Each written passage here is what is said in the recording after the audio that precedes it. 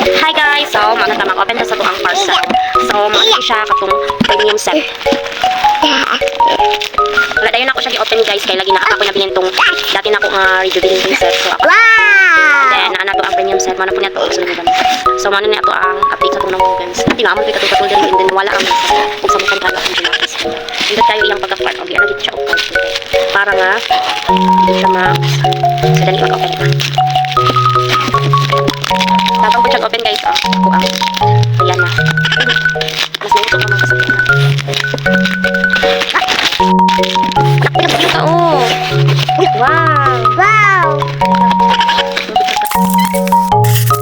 Siya nice. Premium. So, paano siya 259, then namin voucher, so mga 20 akong na. So, ano siya guys, sunblock baby cream. Ano siya ang mga dito. And then, night cream. Kaya ko na to. Check ko siya na mag-pink. Hindi siya sumatang isa. Mag-isa ka reduce set. Nice. Ayun. And then, yeah. So, katong sa isa ka rejuvenating set na ako guys is nakakoy pa na to. Sabon na bilhin. So, kanil po lagi ta. Mag-iwa-iwa set na nyo. Wala ba dato tali na mag-iwa cherries. Ayan yung toner.